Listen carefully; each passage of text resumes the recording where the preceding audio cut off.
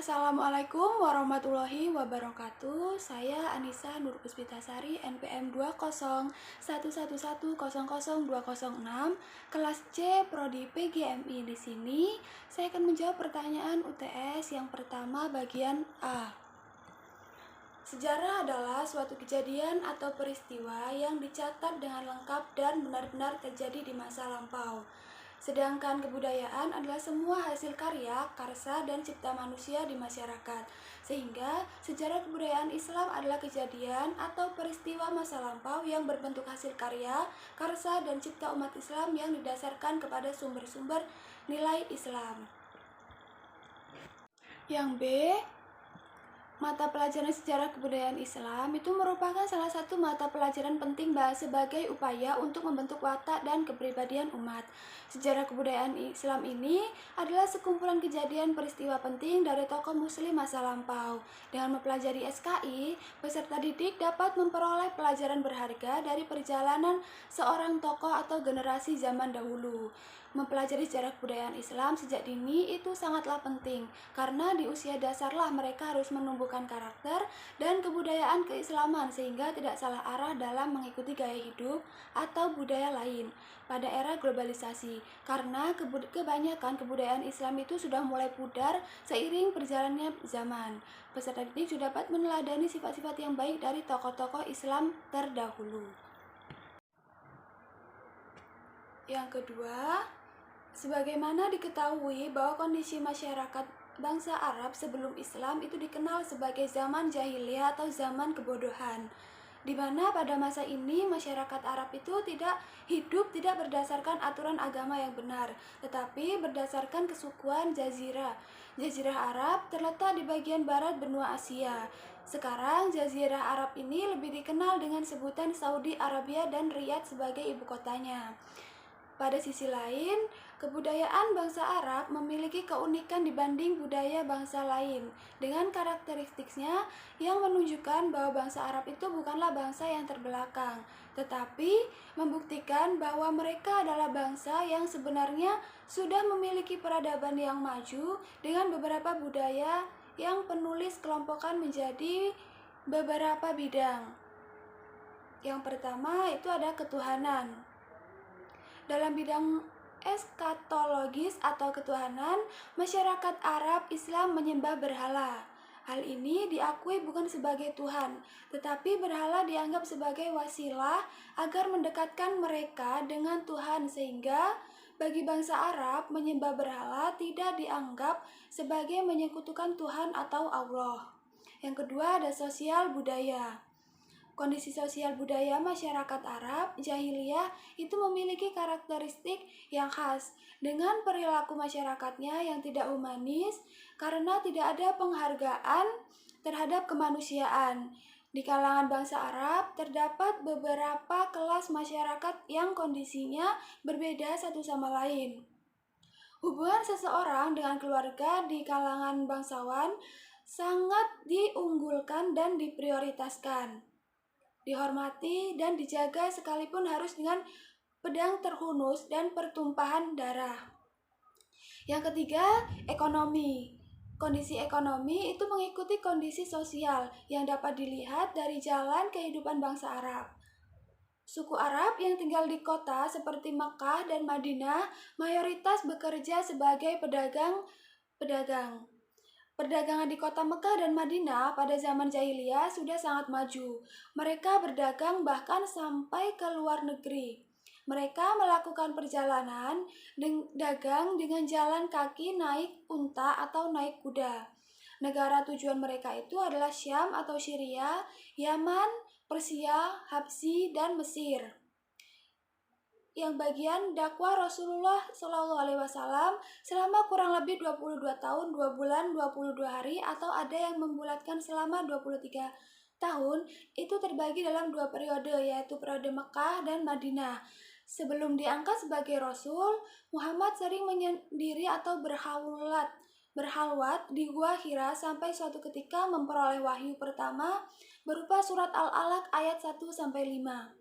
5 ayat tersebut diyakini sebagai pembukaan dari risalah penutup yang abadi. Dakwah Rasulullah SAW di Mekah berlangsung sekitar 13 tahun, di mana wilayah Mekah kurang kondusif untuk mengembangkan dakwahnya. Karena selama 10 tahun pertama dari dakwahnya, ia belum memperoleh kemajuan yang berarti terutama dalam jumlah umat Islam.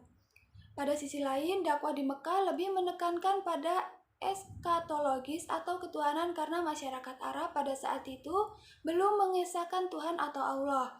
Hal ini dibuktikan dengan penyembahan terhadap berhala yang berjumlah sekitar 360 berhala yang mengelilingi Ka'bah. Di samping itu, dakwah di Mekah selain lebih menekankan pada bidang ketuhanan, juga memiliki karakteristik diantaranya dalam penekanan bidang pengetahuan, pembinaan, dan perencanaan. Selanjutnya, hijrahnya Nabi Muhammad SAW beserta umatnya dari Mekah menuju Madinah merupakan fase baru dakwah Nabi. Tak jarang Nabi SAW dan pengikutnya mendapatkan perlakuan buruk dari kaum kafir Quraisy ketika di Mekah. Kini di Madinah, Rasulullah SAW melakukan terobosan baru dalam berdakwah. Misalnya, ia mendirikan masjid. Di masa Nabi, masjid tak hanya digunakan dalam urusan beribadah saja. Masjid diberdayakan sebagai tempat belajar, mengatur pemerintahan, bahkan mempersiapkan siasat perang. Di Madinah, ia membangun masjid yang pertama kalinya, yakni Masjid Nabawi, yang berarti Masjid Nabi. Masjid tersebut didirikan di bulan Rabiul Awal tahun 1 Hijriah. Setelahnya, barulah Rasulullah mendirikan masjid-masjid lainnya di kota Madinah, semisal Masjid Jumu'ah, Masjid Quba, Masjid Gamamah, Masjid Bani Quraisyah, Masjid Salman, Masjid Ubay bin Ka'ab, dan Masjid Ali. Yang kedua ada memperkenalkan dan mempersaudarakan kaum muhajirin dan kaum ansor. Nabi Muhammad SAW di Madinah telah banyak mempersaudarakan para sahabat dari kaum Ansor dan Muhajiri. Beberapa sahabat yang dipersaudarakan oleh Rasulullah SAW diantaranya ialah ada Sa'ad bin Mu'az dengan Ibnu Mas'ud, Abdurrahman bin Auf dengan Sa'ad bin Rabi, dan lain-lain. Hal tersebut dilakukan oleh Nabi dengan tujuan mempersatukan ukhuwah umat tanpa memandang latar belakang, tempat asal, dan lain-lain. Yang ketiga ada merumuskan undang-undang. Rasulullah SAW mengatur hak serta kewajiban umat dengan melegalkan sebuah hukum serta aturan melalui undang-undang yang disebut dengan Piagam Madinah. Dalam piagam tersebut juga terdapat mengenai hak dan kewajiban bagi masyarakat Madinah yang beragama di luar Islam. Yang ketiga, Khulafaur Rasyidin berasal dari dua kata, khulafah dan juga ar-rasyidin. Khulafah adalah bentuk jamak dari khalifah yang artinya pengganti, pemimpin, atau penguasa yang diangkat setelah Nabi Muhammad SAW untuk melanjutkan tugas beliau sebagai pemimpin agama dan kepala pemerintahan, tetapi bukan sebagai nabi atau rasul. Sedangkan ar-rasyidin adalah bentuk jamak dari ar-rasyid yang artinya orang yang mendapat petunjuk.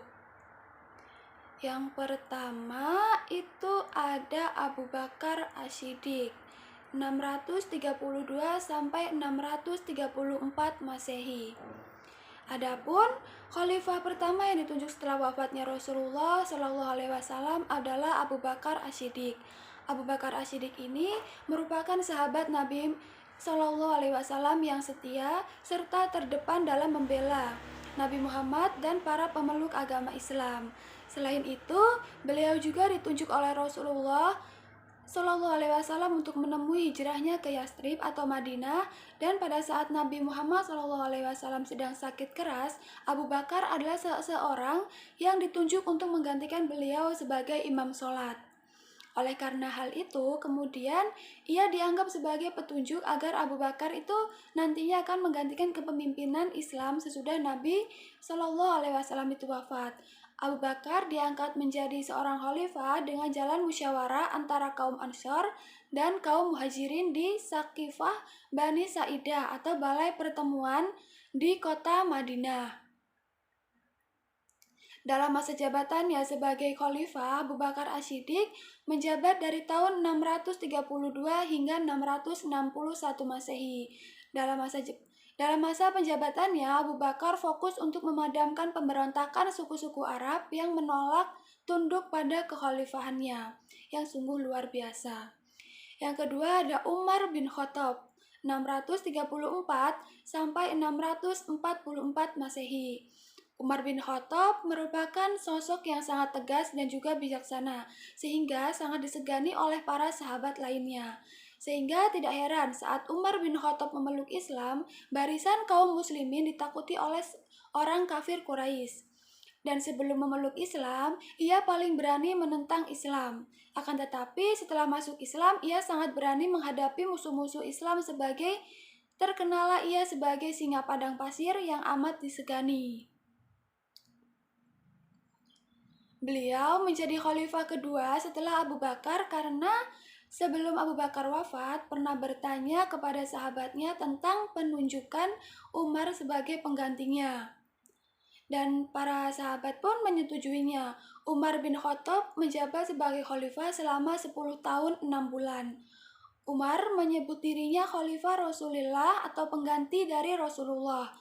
Beliau juga memperkenalkan istilah Amir al-Mu'minin, yakni petinggi orang-orang yang beriman.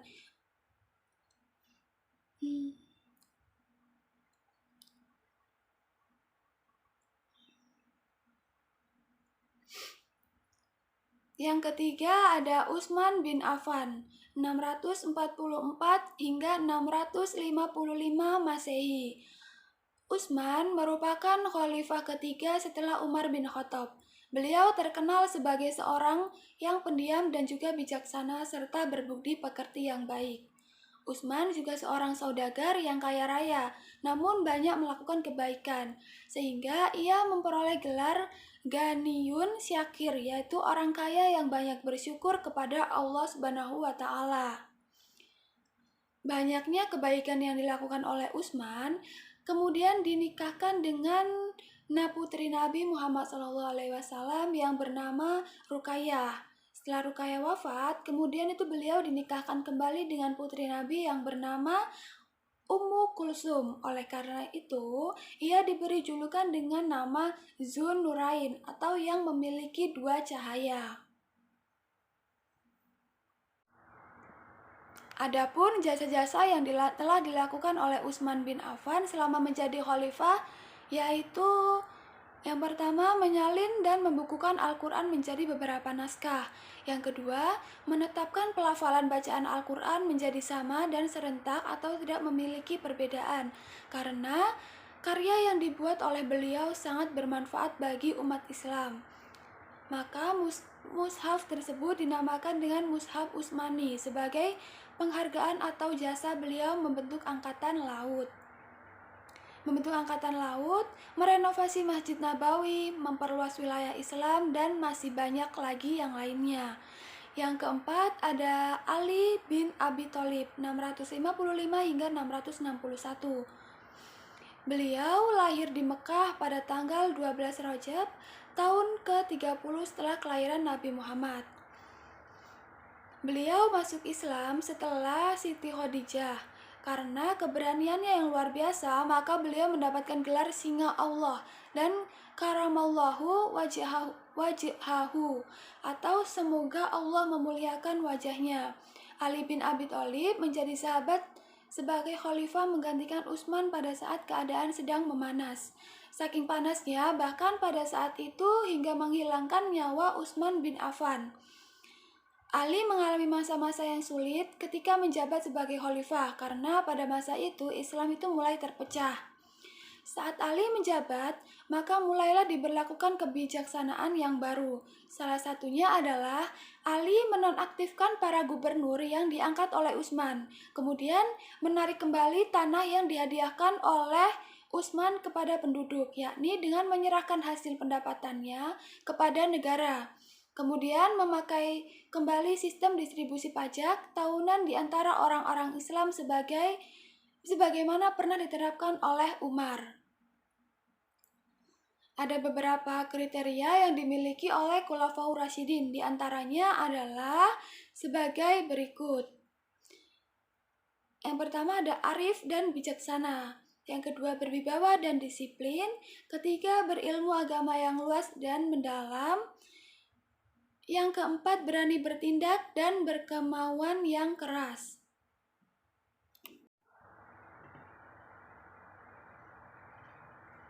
Yang keempat, masa peradaban Bani Umayyah. Masa pemerintahan Bani Umayyah itu terkenal sebagai suatu era agresif di mana perhatiannya tertumpu pada usaha perluasan wilayah dan penaklukan yang terhenti sejak zaman kedua Khulafaur Rasyidin terakhir. Bani Umayyah juga berjasa dalam pembangunan berbagai bidang, baik politik atau tata pemerintahan maupun sosial kebudayaan. Dalam bidang politik, Bani Umayyah menyusun tata pemerintahan yang sama sekali baru dan mengangkat majelis penasihat sebagai pendamping. Dalam bidang sosial budaya, Bani Umayyah telah membuka terjadinya kontak antar bangsa, Muslim atau Arab dengan negeri-negeri taklukan yang terkenal memiliki tradisi yang luhur seperti Persia, Mesir, Eropa, dan sebagainya. Di bidang seni, terutama seni bangunan, arsitektur, Bani Umayyah mencatat semua suatu pencapaian yang gemilang seperti Dome of the Rock atau Kubah As-Sakra di Yerusalem menjadi monumen terbaik yang hingga kini tak henti-hentinya dikagumi oleh orang-orang. Masa kehancuran dinasti Umayyah. Menurut Dr. Badri Yatim, ada beberapa faktor yang menyebabkan dinasti Umayyah lemah dan membawanya kepada kehancuran.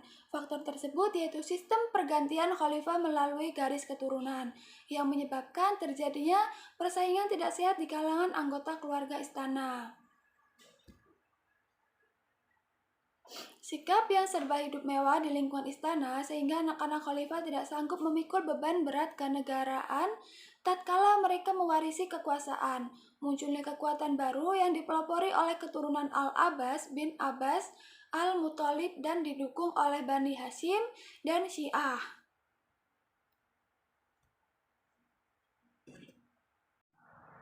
Yang kelima ada dinasti Bani Abbasiyah. Selepas Bani Umayyah lengser, kekuatan kekhalifahan Islam berpindah ke dinasti Abbasiyah yang berlangsung pada 750 sampai 1258 Hijriah Masehi. Selama masa kekhalifahan Abbasiyah ini, sejarah ilmu pengetahuan berkembang pesat. Kekhalifahan Abbasiyah dipelopori oleh Abu al-Abbas As-Safah yang meruntuhkan dinasti Umayyah pada 1261 Masehi. Abu al-Abbas As-Safah juga didaulat sebagai khalifah pertama dinasti Abbasiyah. Perkembangan sistem politik dan ilmu pengetahuan maju pesat di masa dinasti Abbasiyah yang melanggengkan kekuasaannya sampai 5 abad di kawasan timur tengah. Di era dinasti Abbasiyah, ilmu pengetahuan Islam berkembang pesat. Masa puncaknya itu ketika pemerintahan Khalifah Harun ar-Rasyid 786 sampai 809 Hijriah dan Khalifah Al-Ma'mun ar-Rasyid 813 sampai 833 Hijriah. Ilmu pengetahuan di masa Bani Abbasiyah antara lain ada ilmu tafsir, ilmu kalam, ilmu tasawuf, ilmu geografi, ilmu kimia, ilmu kedokteran dan farmasi, ilmu matematika, dan yang terakhir ada sejarah. Perkembangan di bidang pemikiran. Dalam sejarah, perkembangan pemikiran Islam itu pada mulanya tumbuh dan berkembang pemikiran rasional. Namun kemudian berkembang pula pola pemikiran tradisional, yaitu pemahaman yang mengandalkan pemahaman para ulama masa lalu untuk menghadapi permasalahan-permasalahan yang dihadapi pada masanya. Pola pemikiran rasional berkembang pada zaman klasik Islam, terutama pada masa dinasti Umayyah dan Abbasiyah. Sedangkan pola pemikiran tradisional itu berkembang pada zaman pertengahan Islam, yaitu setelah habisnya dinasti Abbasiyah hingga abad 18 Masehi. Selanjutnya di bidang ekonomi, Bani Abbasiyah Pertumbuhan ekonomi atau economic growth itu dikatakan cukup stabil dan menunjukkan angka vertikal. Devisa negara penuh berlimpah-limpah, uang masuk lebih banyak daripada pengeluaran. Kue nasional membengkak melebihi dari anggaran belanja negara. Khalifah Al-Mansur merupakan tokoh ekonom Abbasiyah yang telah mampu meletakkan dasar-dasar kuat dalam bidang ekonomi dan keuangan negara. Selanjutnya di bidang seni budaya, Khalifah Abbasiyah terhadap seni budaya sangat besar, yaitu mencakup syair-syair, seni, musik, arsitektur, kaligrafi, dan perjilidan buku. Bidang syair yang terkenal diantaranya adalah Ibnu Mukafa, Abu Nawas, dan Basahar Ibn. Pada bidang arsitektur, Khalifah Abbasiyah membangun istana-istana masjid yang indah dan tempat peristirahatan. Bidang seni kaligrafi Abbasiyah mencatat beberapa nama besar, diantaranya ada Ibnu Muqlah Ibn Bawab dan Yakut Al-Mustahsim. Dan Ibnu Muqlah merumuskan metode penulisan kaligrafi yang dipakai sampai sekarang. Selanjutnya nomor 6. Spanyol diduduki Islam pada masa Khalifah Al-Walid yang merupakan salah satu dari Khalifah Bani Umayyah pada tahun 711 Masehi. Dalam proses penaklukan Spanyol, terdapat 3 pahlawan Islam yang berjasa memimpin satuan-satuan pasukan ke sana. Mereka adalah Tarif bin Malik, Torik bin Ziyad, dan Musa bin Nusair. Perkembangan di bidang ekonomi. Perkembangan baru Spanyol juga didukung oleh kemakmuran ekonomi pada abad ke-9 dan abad ke-10. Perkenalan dengan pertanian, irigasi yang didasarkan pada pola-pola negeri timur mengantarkan pada pembudidayaan sejumlah tanaman pertanian yang dapat diperjualbelikan, meliputi buah ceri, apel, buah delima, pohon ara, buah kurma, tebu, pisang, kapas, rami, dan sutra.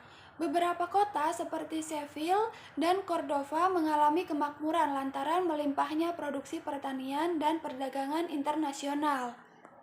Selanjutnya, perkembangan bidang ilmu pengetahuan. Dalam masa lebih dari 7 abad kekuasaan Islam di Spanyol, umat Islam telah mencapai kejayaannya di sana. Banyak prestasi yang mereka peroleh, bahkan pengaruhnya itu membawa Eropa dan dunia kepada kemajuan yang lebih kompleks. Adapun kemajuan intelektual yang pernah dicapai masyarakat Spanyol saat itu adalah yang pertama ada filsafat, sains, fikih, musik dan kesenian, dan juga bahasa dan sastra.